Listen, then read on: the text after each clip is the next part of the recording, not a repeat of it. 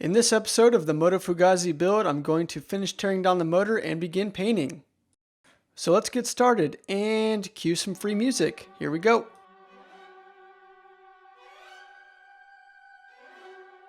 I want to get the motor as torn down as possible, so the last few things I'm removing are the shifter rod and the starter.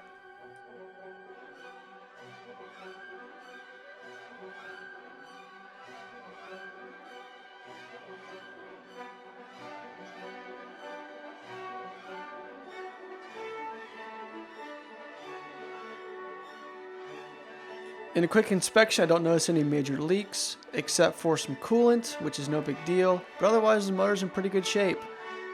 So I started off with Simple Green, which is a degreaser that can be purchased at any auto parts store.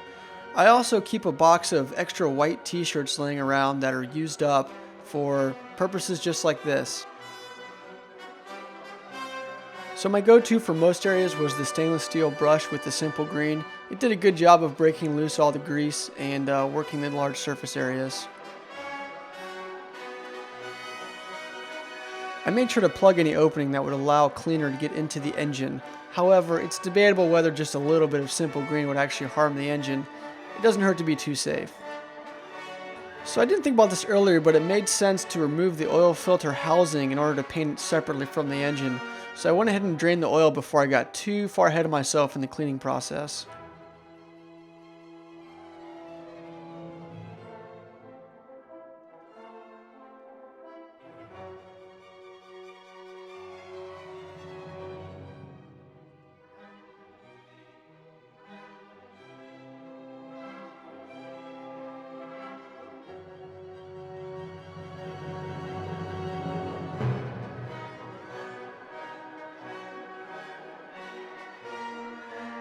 And now that the housing's out, I'm going to go ahead and soak it in some Simple Green and pick it up later.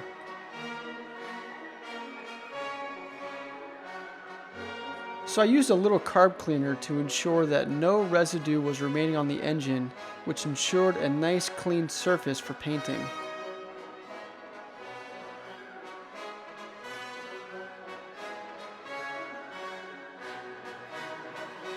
I picked up a few different options for cleaning off the engine. The wire wheel and the drill worked okay, and I also tried some coarse stainless steel, which really didn't do anything.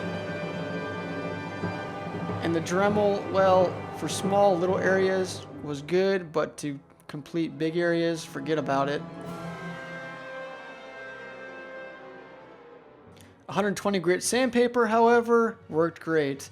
Coincidentally, it was the cheapest option and did the best job. I'm sweeping the engine with forced air to knock loose any debris from sanding and also to ensure that it's completely dry for the primer stage.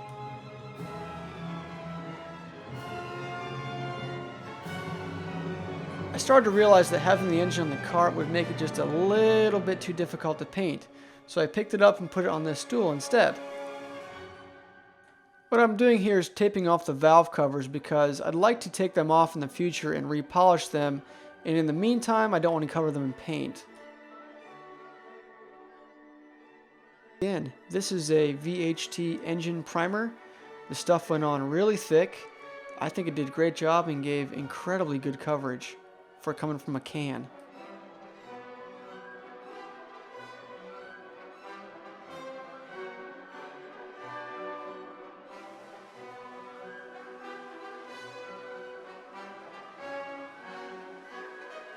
And this is the finished product on day one.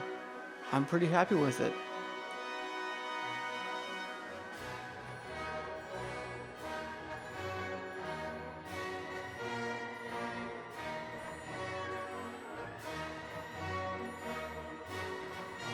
At this point, the primer's been dry for over 24 hours. While overall coverage of this primer was really good, there are a few areas that need just a little attention from steel wool. The point here is to just knock the surface loose on the primer so that the paint sticks properly.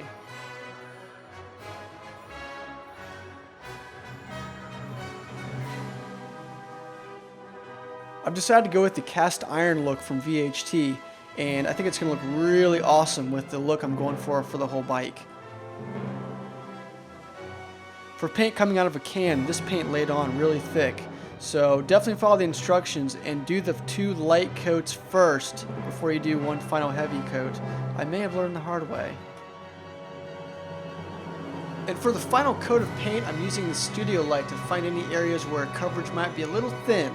The goal here is to make sure that the entire motor has an even coat of paint, so clear goes on perfectly.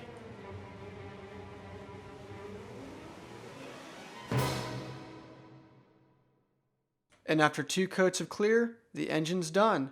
I think it looks great, and I can't wait to get it back in the bike.